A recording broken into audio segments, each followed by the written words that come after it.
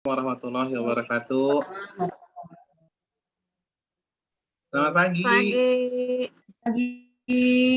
Apa kabar? Alhamdulillah kita ketemu lagi dalam keadaan ini.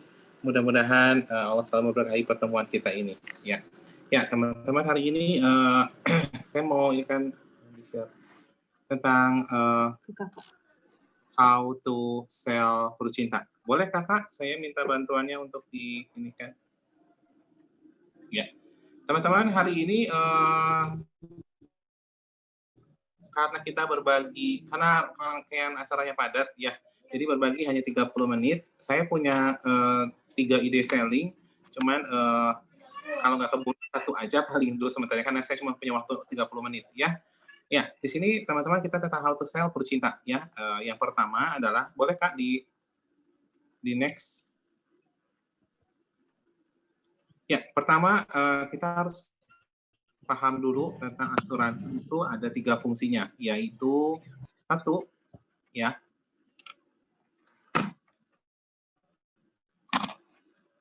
Ya, kita bahas income protection ya. Income protection itu kita melindungi income yang ada di kita ya. Income yang ada di kita lindungi dengan kita mempunyai asuransi jiwa atau yang disebut juga life insurance ya.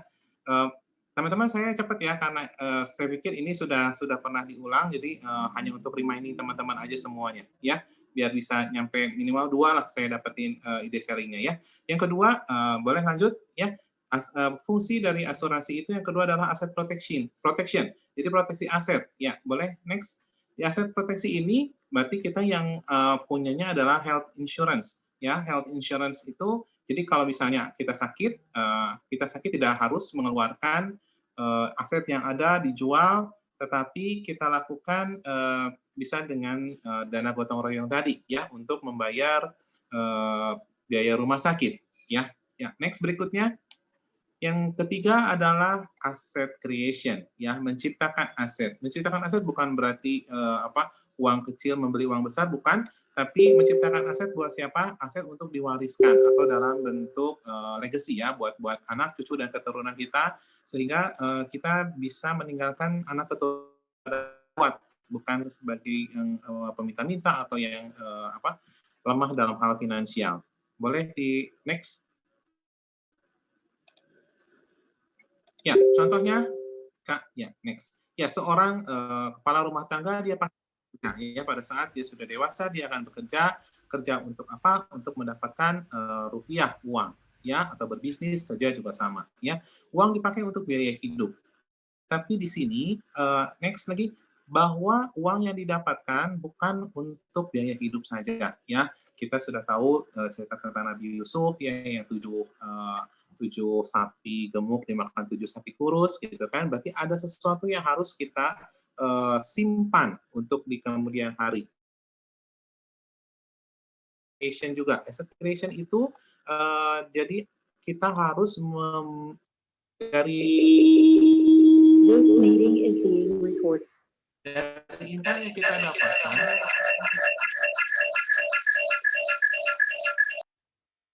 Dari income yang kita dapatkan ya, kita bisa mengumpulkan perbendaharaan aset ya. Asetnya itu buat apa sebetulnya?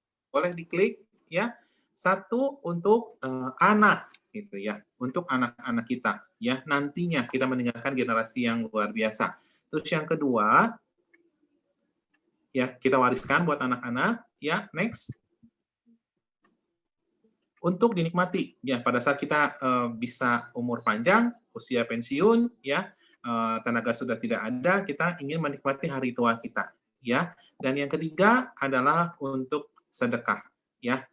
Ini nanti teman-teman, contoh ini rencana mau dipercintakan ya, karena percinta itu bisa untuk sedekah ya. Untuk anak sebagai waris, kalau misalnya kita punya percinta, ini contoh untuk kita pemahaman tentang asset creation ini ya.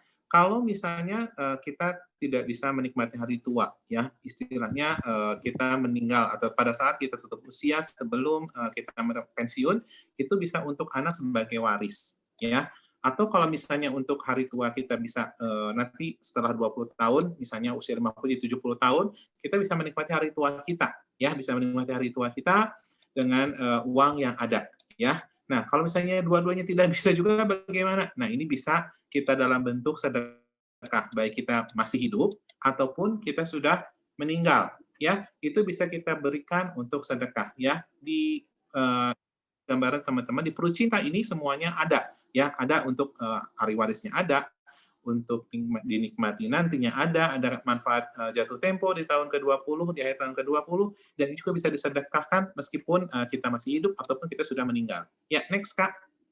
Ya, diwakafkan ya, sedekahnya dalam bentuk wakaf ya. Next, ya. Oke, ya, untuk sedekahnya untuk wakaf. Ya. Next. Ya, di segitiga financial ini tiba-tiba muncul aset. Oke, di segitiga financial, ya next Kak. Dibuka semua aja Kak. Iya, sip. Ya, di segitiga financial ini kita tahu ya bahwa yang paling dasar yang kemungkinan banyak terjadi adalah kita mengalami sakit yang harus sakit ringan ya, sakit ringan yang harus dirawat di rumah sakit ya. Kita memerlukan pengamanan dari segi financial di bidang kesehatan ya, asuransi kesehatan itu penting. Nanti kita ngobrol juga sama bapaknya, Pak, asuransi kesehatan itu hanya bisa di sehat. Kalau pada saat kita sudah sakit, itu tidak akan bisa diberikan. Ya. Lalu yang kedua, apabila pada saat sakitnya itu menjadi sakit kritis, ya berarti ada proteksi income yang harus kita jaga.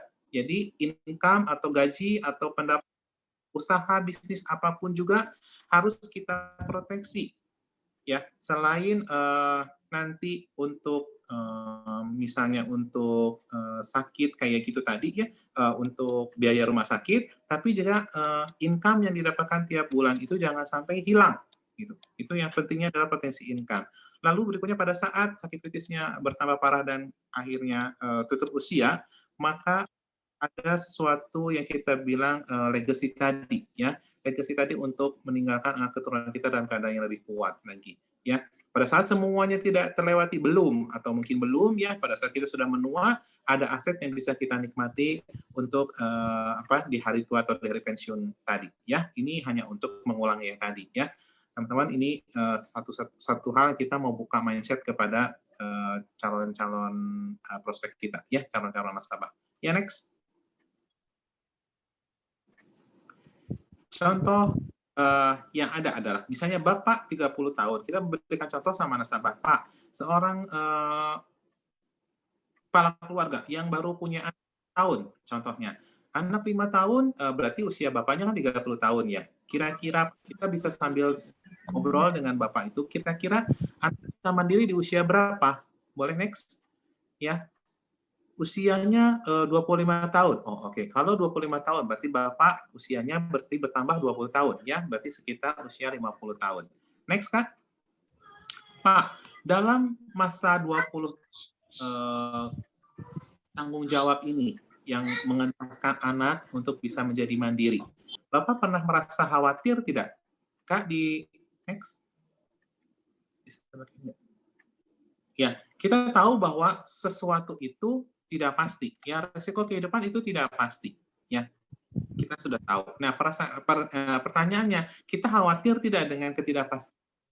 Kita kan pengen juga ya punya anak, Pak, punya anak di 5 tahun, nanti 25 tahun itu ada kepastian buat anak bisa sekolah, bisa melangsungkan kehidupannya sampai dia mandiri. Betul ya, Pak? Karena di sini ada 20 tahun fase kritis di mana Bapak harus membiayai anak. Boleh next? Nah, apakah Bapak kepikiran bahwa kita pasti sehat-sehat saja, gitu ya? Nah, ini ada resiko kehidupan, Pak, yang bisa terjadi. Ya. Oke, Kak, ada kekhawatiran atau tidak? Kita tanyakan sama Bapak tersebut, ya. Next. Boleh tahu biaya hidup untuk anak yang aman setiap bulannya berapa? Nah, kita bisa kasih contoh ya, teman-teman. Contohnya gimana? Contohnya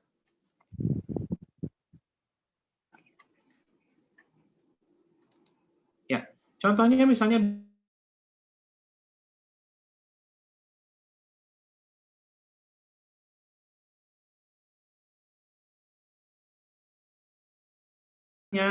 ayo Kak, di next Kak.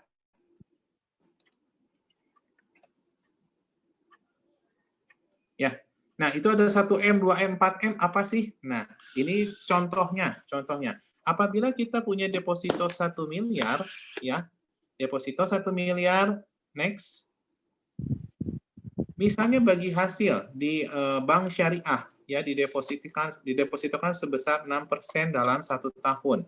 Kalikan 1 miliar, maka akan ada 60 juta per tahun. Atau kalau dibagi bulan, dibagi 12 menjadi 5 juta per bulan. Jadi untuk 5 juta biaya hidup per bulan, deposito yang aman adalah 1 miliar. Sehingga bisa ada bagi hasil 6% untuk kehidupan anak. Kalau misalnya kebutuhan 10 juta, ya berarti harus 2 miliar yang didepositokan.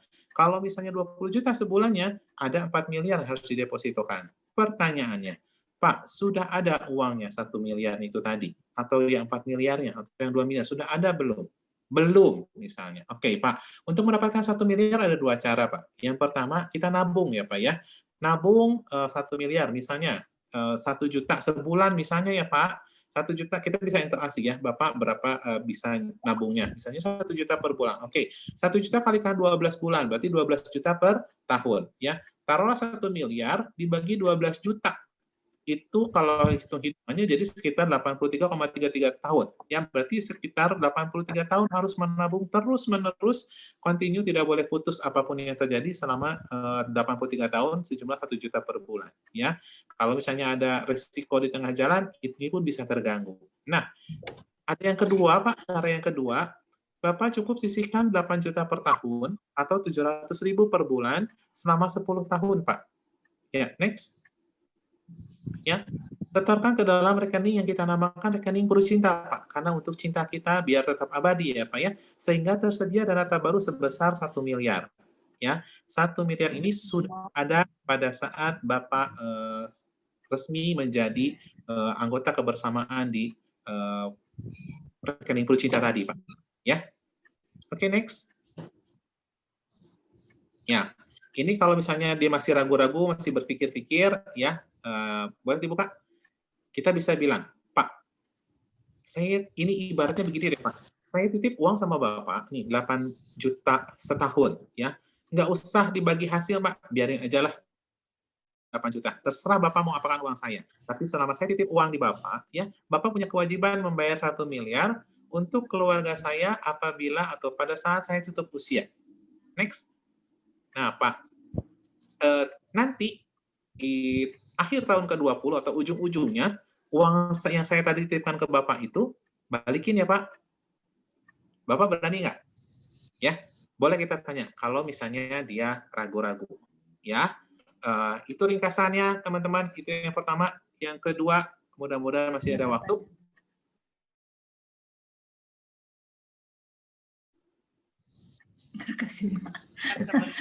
Sorry ya, ini cepat ya. Oke, kalau ada pertanyaan misalnya, Pak Jati, apa itu rekening Puru Cinta itu apa? Mereka tidak tahu ya. Oke, kita bahas agak cepat ya. Kak, ayo rekening Puru Cinta. Ini bisa ini nggak sih? Nah. Ya, rekening Puru Cinta. Nah, kita tahu tadi gambarnya juga sudah hati ya. Yang pertama, Pak, bayar premi 10 tahun. Di covernya 20 tahun. Ya, contohnya punya UP jiwa 1 miliar contohnya. Ya, next. UP 1 miliar. Apabila pada saat nasabah meninggal, tutup usia, ya, maka yang 1 miliarnya akan keluar di dalam tunai. Ya, next. Pada saat meninggal karena kecelakaan, adalah 3 miliar, Pak, ditambah nilai tunai yang sudah terbentuk. Ya, next lagi. Apabila meninggal karena kecelakaannya di bulan Ramadan, saat bulan Ramadan, maka yang keluar adalah 4 miliar ditambah nilai tunai. Itu untuk anak-anak kita semuanya, untuk generasi penerus kita, agar terjamin kehidupannya ya tidak kekurangan dalam segi finansial. Ya, sehingga terjamin pada saat mereka bisa mandiri. Ya, kepengennya kan kita mandiri ya. Boleh next, Kak? Lalu Apabila sehat-sehat saja, maka nanti di akhir tahun ke-20 akan ada manfaat jatuh tempo, Pak, sebesar 100% premi yang sudah disetorkan dalam 10 tahun pertama, gitu ya. Lalu next, untuk tahun ini, diskon 1 bulan premi apabila Bapak bayarnya tahunan, Pak, ya, dan itu berlaku setiap tahun, ya. Diskonnya juga lumayan gede ya, Pak, ya, 1 bulan dalam 1 tahun. Ya, next. Nah, apabila sudah selesai masa proteksi pertanggungan dalam 20 tahun, ini bisa diperpanjang, Pak. Apabila Bapak membutuhkan kembali, bisa diperpanjang dengan garansi pasti diterimanya. Tidak usah harus medical lagi, tidak harus seperti apapun juga, tapi bisa langsung diterima, ya. Ya, oke. Next. Dan surplus underwriting ini hanya ada di syariah, Pak, ya, untuk menambah nilai tunai, ya. Ini menambah sedekah lebih besar lagi, bisa membantu banyak orang. Karena tujuan kita dalam hal sedekah bisa membantu banyak orang. Oke, next. Next, Kak. Nah, ini gambaran dari perut cinta semuanya, Pak. Cinta kita bisa dibagikan kepada anak turunan kita, bahkan pada saat kita pun sudah tutup usia. Ya, next, Kak. Oke, ini buktikan hitammu ya. Oke, ide selling yang kedua, mohon maaf ya, saya cepat ya. Ini berdasarkan dari Pak Sanjay Tolani ya. Kita bertanya sama Bapak, angka favoritnya Bapak apa, Pak? Sekian, sekian, sekian. Oh, baik, Pak. Angka favorit saya, Pak. Mau tahu nggak, Pak? Berapa, Pak? Berapa? 28.000, Pak. Boleh? Next. Ya, 28.000. Kenapa 28.000? Boleh saya cerita sedikit ya, Pak ya? Oke, next. Pak, apabila 28.000 itu dibagi jumlah hari yang ada dalam 1 tahun, itu sekitar 76 tahun ya, Pak ya. Taruhlah dekat-dekat ke 80 tahun. Kenapa sih 80 tahun? Ada apa dengan 80 tahun? Itu menggambarkan rata-rata usia harapan hidup orang Indonesia, Pak, menurut BPS 2019, ya, sekitar antara 70 sampai 80 tahun untuk orang Indonesia ini, Pak. Ya, antara perempuan dan laki-laki ada berbeda, ya. Nah, lalu apa faedahnya gitu? Nah, sekarang gini, Pak, boleh ya, Pak, saya 80 tahun ini apabila dibagi dalam kehidupan berarti menjadi ada 4 kuadran ya, Pak, ya, di mana kuadran pertama adalah 0 sampai 20 sampai 40 tahun, 40 sampai 60 tahun, dan 60 sampai 80 tahun. Pak, boleh Pak cerita di 0 sampai 20 tahun kita kerjaannya apa saja? Ya, kita boleh boleh tanya, ya. Masa sekolah misalnya ya, belut. Ya, next, main-main gitu ya. Next, jajan, ya. Next, pacaran ya, sebelum nikah ya, meskipun pacaran sekarang tidak boleh. Ya, kan banyak orang ya. Oke, pada saat 20 tahun apa sih yang kita lakukan? Boleh next, Kak? Ya, mulai bekerja ya, setelah lulus dari kuliah kita lalu menikah. Setelah menikah pengen punya rumah, pengen punya aset, pengen punya anak gitu kan. Beli rumah, beli mobil juga segala macam ya. Usia 20 sampai 40 tahun kita bekerja untuk membeli apa yang kita inginkan ya. Usia 40 sampai 60 tahun itu adalah fase mapan. Boleh next terus ya. Beli rumah kedua, mobil kedua gitu ya. Pendidikan anak yang tadinya sekolahnya anak ini pengen untuk berpikir ke anak yang sudah kuliah dan segala macam ya, untuk kumpulkan aset juga ya. Next lagi, pengen jalan-jalan ke luar negeri, pengen juga ibadah haji di usia 40 sampai 60 tahun sudah berpikir ke arah sana ya. Nah, kebanyakan usia 60 sampai 80 tahun apa Pak yang diinginkan? Pasti dia bilang pensiun lah, pengen menikmati hidup, jalan-jalan segala macamnya. Next, dan yang terakhir juga pengen meninggalkan waris buat anak-anak semuanya. Pak, boleh ya saya ini kalau misalnya kita lihat Pak, di masa 0 sampai 20 tahun ya, kita boleh garis apa diarsir ya, garis-garis ya. Next Kak. Bahwa yang diarsir ini next lagi ya, di masa 0 sampai 20 tahun dan 60 sampai 80 tahun itu sebetulnya kita tidak ada income atau kita bilang no income, tidak ada masukan uang gitu. Lebih banyaknya kita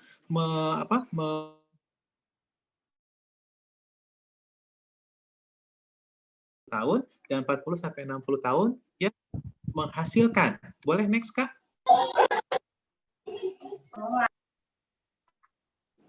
Kak, boleh next?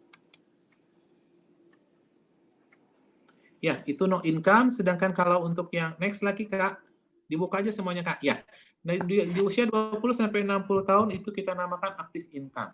Ya, oke. Ya, kita sudah bagi dua ya. Jadi sebetulnya 40 tahun kehidupan kita adalah active income dan 40 tahun adalah no income. Ya, sekarang kita tanya sama si Bapak. Next. Pak, ya tadi kan kita pasti menginikan sudah yang lebih dari 20 tahun ya. Jadi usia 0 sampai 20 tahun sudah masa terlewati, boleh saya arsir ya Pak ya. Ini sudah masa yang terlewati. Ya, lagi. Ini yang tadi ya, no income sama active income. Kak, next. Ya. Untuk yang no income kita sudah tahu pasti bahwa usia 0 sampai 20 dan 60 sampai 80. Nah, Pak, kita tanya sama Bapak. Bapak sekarang usia berapa? Misalnya usianya 35 tahun. Oke. Bapak berarti dari usia 20 sampai 35 tahun, apapun kejadiannya, apapun bisnis Bapak, apapun itu sudah terlewati ya Pak ya. Berarti istilahnya kita bisa mengarsir. Ini sudah terlewati. Ya. Dari 35, next Kak, 35 sampai 60 tahun, itu kita bisa lihat bahwa masa produktifnya Bapak tersisa sekitar 25 tahun lagi. Ya, di 25 tahun ini apabila dikalikan hari nih Pak, ada 365 per tahun itu berarti sekitar 9.125 hari lagi Pak. Besok turun lagi Pak, 9.124. Besok lagi 9.123. Terus Pak, terus berkurang masa produktif kita. Ya. Next Kak. Bun, mohon maaf kalau ada waktu. Ya, next Kak. Masalah polis. Mohon dijadwalkan, nggih. Bisanya kapan? Next, mohon Kak. Atur nuwun. Next Kak. Nah, ini kalau usianya 45 ya. Ini kalau misalnya usia saya dan teman-teman saya gitu. Semua recordnya itu ada. Kak, maaf di mute ya. Oke. Ya, usia sampai 45. Berarti kalau sampai 45, misalnya si Bapak itu 45 tahun, ada masa produktif selama 15 tahun. Tinggal dikalikan 365, maka kita bisa Pak 5.475 ya. Besok berkurang 5.474, terus berkurang ya. Nah, itu biar Bapak itu sama-sama membuka pikiran Bapak bahwa ini makin kerap loh turunnya itu ya, makin sedikit waktu yang kita punya untuk berproduksi ya. Boleh Kak? Nah, Bapak boleh Pak saya orang menjadi tidak produktif Pak. Oh ya bisa aja, misalnya boleh Pak apa kita sebut ya. Contohnya sakit kritis ya Pak. Yang kedua Pak, nanya lagi ya, kecelakaan misalnya sehingga menimbulkan kecacatan. Ada lagi Pak? Terus aja tanya lagi ya, PHK bisa. Oh ya betul Pak. Ada lagi enggak Pak? Sampai terakhir harus dia menyebutkan kata-kata ini, tutup usia atau meninggal. Next. Sebelum itu keluar pokoknya tanya aja lagi terus ya. Pak, dari keempat jawaban ini, mana yang pasti bakal terjadi, Pak? Sakit kritis? Belum tentu. Kecelakaan? Belum tentu. PHK? Belum tentu juga. Tapi yang pasti bakal terjadi, tutup usia. Setuju ya, Pak? Oke. Ya, next. Nah, pada saat seorang pencari nafkah meninggal, pertanyaannya, yang pertama, ya next, kewajiban apa yang ditinggalkan oleh pencari nafkah tersebut? Ya, yang kedua, ya bisa nanti dijawab ya, biaya hidup sehari-hari, ya, pendidikan anak, hutang kalau ada, cicilan, ya, next. Ya, terus pertanyaan yang kedua Pak, siapa yang akan menggantikan kewajiban pencari nafkah tersebut Pak? Ya, apakah istri atau anak Bapak Pak? Ya, kalau misalnya itu hutang, kasihan ya Pak, yang ditinggalkan adalah cicilan ataupun hutang. Nah, yang pertanyaan ketiga, apa yang sudah disiapkan untuk menghadapi kondisi tersebut? Next. Nah, merujuk pertanyaan-pertanyaan tersebut, Pak, bila berkenan saya menghitungkan ya Pak, berapa disiapkan saat terjadi kondisi tersebut. Ya, yang pertama, ayo next. Nah, berapa pengeluaran biaya hidup sehari-hari, Tak? Untuk pendidikan, cicilan, hutang, jika ada, yang dikeluarkan setiap bulannya berapa? Kita harus tahu dulu, ya. Sama Bapak boleh. Kalau misalnya penghasilan, dia nggak akan mau jawab, tapi kalau pengeluaran, dia pasti mau. Ya, contohnya saja 20 juta per bulan. Boleh next, Kak? Ada 3 teman-teman, ya. Pertama, kita tanya dulu, berapa usia anak paling kecil? Next. Kak, agak cepat ya. Misalnya 3 tahun, ya. Di 3 tahun ini, ya, kita harus punya persiapan. Ya, next, Kak. Next, Kakak. Buka semua aja. Buka aja semua, Kak.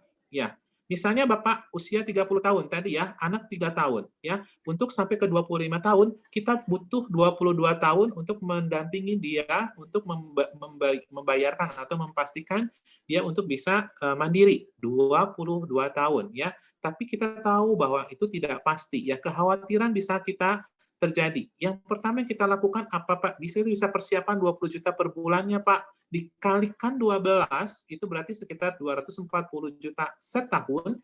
Nah, karena kita ada 22 tahun biar anak ini mandiri, maka kita kalikan 22 tahun, Pak. Jadi sekitar 5,28 miliar. Kita harus ada 5 cadangan anak tadi. Ya. Nah, di sini kalau misalnya kita punya Flu Cinta, ini mah off the record ya teman-teman ya. Ini mah untuk teman-teman aja.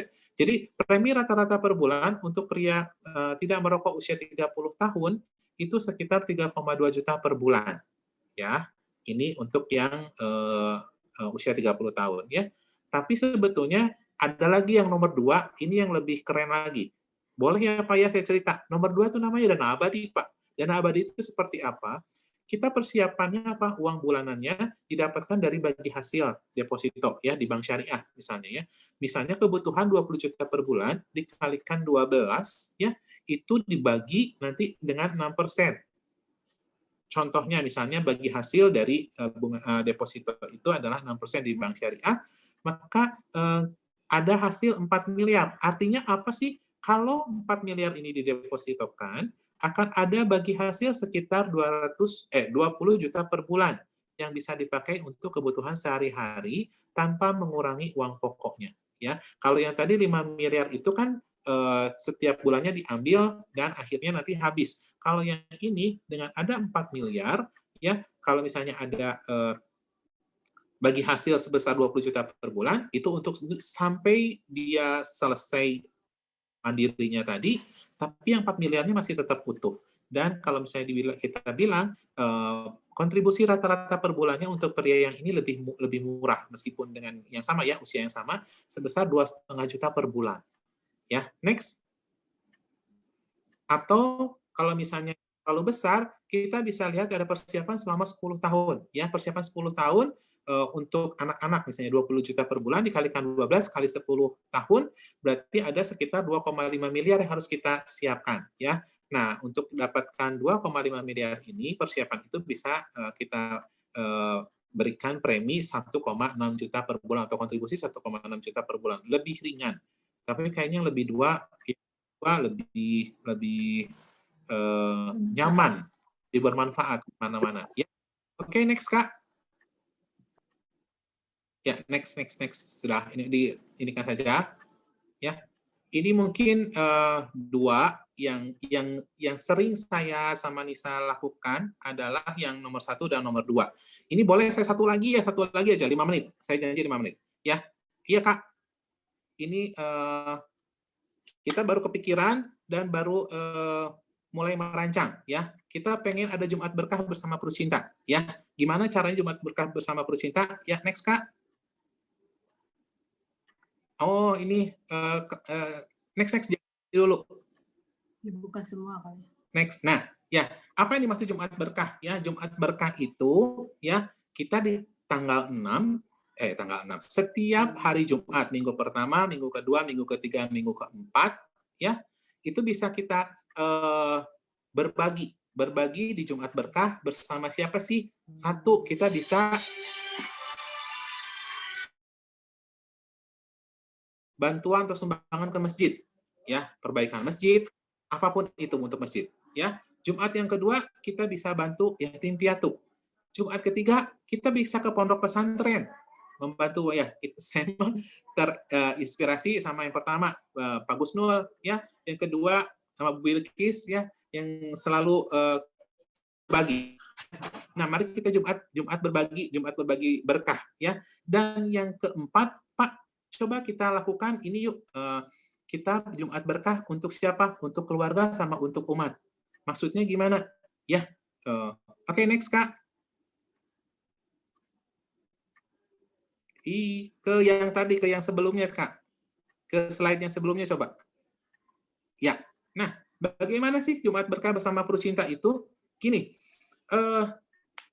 keuntungan, laba, atau pendapatan dalam berbisnis, dalam kerjaan, di setiap hari Jumat, yuk kita sisihkan untuk Jumat berkah. Ya, kalau misalnya contohnya seorang dokter, ya, saya kemarin kepikiran kalau seorang dokter gimana pendapatannya, kan kadang ada yang ada yang 1 juta, ada yang 2 juta, ada yang 3 juta. Pokoknya hasil praktek di setiap hari Jumat itu untuk Jumat berkah. Tadi, yang pertama untuk masjid, yang kedua untuk yatim piatu, yang ketiga untuk pondok pesantren, yang keempat, ya ini salah satunya dari rekening Purcinta. Untuk siapa? Untuk keluarga. Persiapan untuk keluarga kita. Ya, jangan sampai kita tidak mempersiapkan keluarga kita pada saat kita harus berpulang. Ya, harus menghadap Allah Subhanahu wa taala, kita tidak meninggalkan sesuatu itu. Tapi bukan hanya itu saja. Maksudnya gini, kita harus mempersiapkan, kita harus berbagi dengan orang lain, tapi kita jangan sampai lupa bahwa kita pun harus mempersiapkan untuk keluarga kita, anak cucu kita harus tetap bisa fight meskipun kita sudah tidak ada, ya. Tapi bukan hanya itu saja, dan kita diajarkan tidak egois di rekening Purcinta ini. Artinya selain keluarga yang kita persiapkan, kita juga di situ berbagi dengan orang lain dalam rekening tabaruk. Dalam rekening tabaruk itu, kita berbagi dengan banyak orang, kita membantu banyak orang, kita berjuang untuk syariahnya. Banyak banget yang kita lakukan. Dan itu bisa kita lakukan untuk dokter, untuk siapapun juga, ya. Kita cuma menyisihkan 1 hari saja. 1 hari selama 1 bulan di hari Jumat yang penuh berkah untuk berbagi kebaikan bersama orang-orang. Ya, namanya adalah Jumat berkah bersama Purcinta. Itu mungkin teman-teman ide sharingnya sementara ini. Mohon maaf kalau cepat karena waktu juga, ya. Saya terhitung ini agak delay, ya. Terima kasih sebelumnya.